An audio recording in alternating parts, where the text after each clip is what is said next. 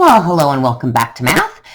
You will need your notebook out, as you can see, and you will need to be opened up to the next page, and you need to write down 2.6. That's our lesson, dividing decimals. If you need to pause your video so that you can get yourself organized and ready to go, please do so.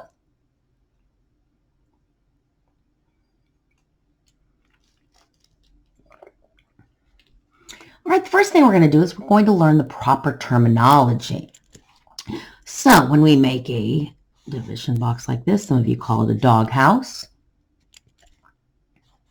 the number that is inside this division symbol is called, and we're going to label it, a dividend.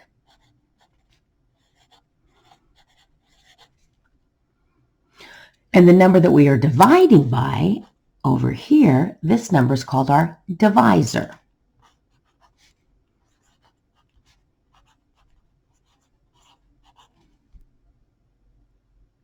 And the answer we get, which is written up here on the top, we've talked about this already, this word, this is called the quotient.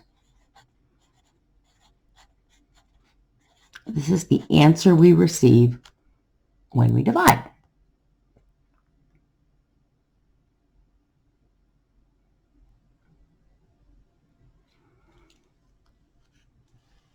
All right, so let's go ahead and look at how we are going to divide with whole numbers. We're going to do a sample problem that I want you to write in your notes. So our dividend is going to be 672. And out here we are going to divide. Our divisor is going to be 8. Now we've been practicing this a little bit in math class, which is kind of nice. So we kind of already know what to do. I have a scrap piece of paper here. It's my ACE coupon, so I'm going to put this here. When we look at the 8, the first thing we have to do is we look to see if it can go into the first number, which is a 6. 8 cannot go into 6. 6 is too small. That means the space above the 6 has to be left blank, or sometimes you can put an X here to help us keep things lined up. So then we move over and we say, okay, 8 into 67. Well, if you look at your multiplication chart, if you know your multiples of 8, you know that 8 can go into 67 8 times, because 8 times 8 is 64. If we did 8 times 9, that would be 72, and that would be too large. So we put the 8 and we line it up over the 7. 8 times 8 is 64. We put our subtraction symbol, and then we subtract. 7 minus 4 is 3, and 6 minus 6 is nothing. This number that we just received after subtracting must be smaller than our divisor.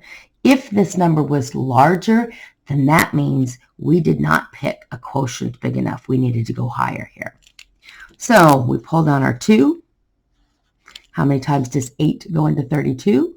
Well, it goes into 32 exactly 4 times, because 4 times 8 is 32. So if you notice, we're doing a division problem. We're multiplying to get our number here, and then we're subtracting. So we're doing a lot of mathematics. So we could actually write 672 divided by 8 equals 84. How would I check this problem if I wanted to check it? Ah, good. Some of you know. In order to check this problem, we're going to take our answer and we're going to multiply it by our divisor. So we look at just those two. And we'll solve it. 8 times 4 is 32. 8 times 8 is 64. 64 plus 3 more happens to be 67. This answer matches the answer or the dividend that we started with. All right, let's try another one.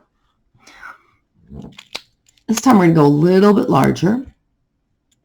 We're going to put it inside the division box here, 9,216 divided by 150.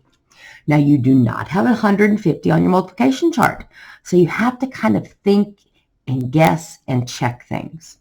So the first thing I like to do, remember, is I look, can 150 go into 9? Well, obviously not. 9's way too small. Can it go into 92? Nope, 92 is even smaller. So we're going to look here all the way at 921. Now you can do some guessing and checking over to the side. Some of you will be able to solve it. Well, if I'm thinking about this, 150, let's see, 1, 2, let's just kind of guess. Let's say I think 150 is going to go in. Let's try 5 times. So I'm going to check over here on this side. 5 times 0 is 0. 5 times 5 is 25. 5 times 1 is 5 plus 2 is 750. 921. Let's try one more. So I'm going to guess over here. 6 times 0. 6 times 5 is 30. 6 times 1 is 6 plus 1. Oh, look how close we got there. That's pretty close. So we're going to go with 6 times. So I line my 6 above the 1 because if you remember, I'm looking at 921. I just found out that 150 times 6 is 900. And we subtract. This is smaller than 150. And I bring down my 6. Oh.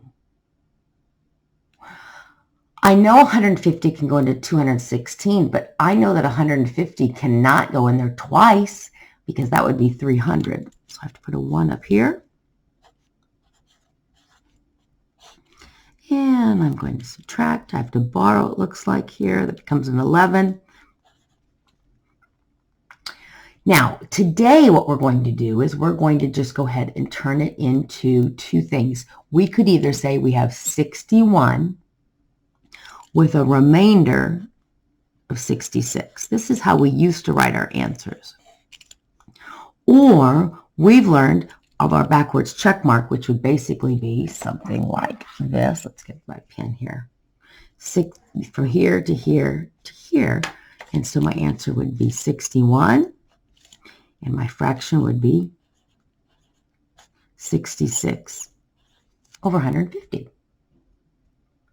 If I think about a common denominator on both of these, or common factor, I think they both can be divided by 6, which means I bring this over 61 and 11/25. So this would be the A plus answer. Remainder, but this is how we write our answer as a mixed number. This would be our quotient. All right, well, sometimes division problems might be written like this.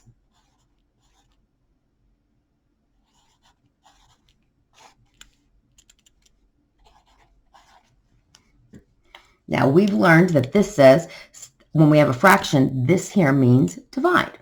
So what would we do? We would come over here and we would put our dividend here in the box, and we would put our divisor right there.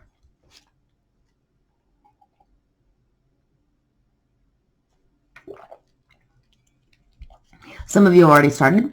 Those of you that have a hard time with 30s, sometimes what I do as well, instead of guessing and checking, is I just come over here and I start counting by 30s. 30 plus 30 would be 60. Plus another 30 would be 90. Plus another 30 would be 120. We'll just stop there. So I've counted by 30s over here on the side because I know that's not on my multiplication chart. 30 does not go into 6. 30 does go into 60 right here 2 times. So I'm going to put the 2 above the 0. Oh, be careful. 30 cannot go into 9. And because 30 cannot go into 9, we have to put a 0 up there. And now I can bring down my 6. 30 into 96 looks like over here it goes 3 times. which is 90. And there's nothing else to bring down. So for today, we would do this, and our answer would be 203 and 6/30. Some of you looked at this fraction right here, and you noticed that they both have a factor of 6. So my answer is going to be 203.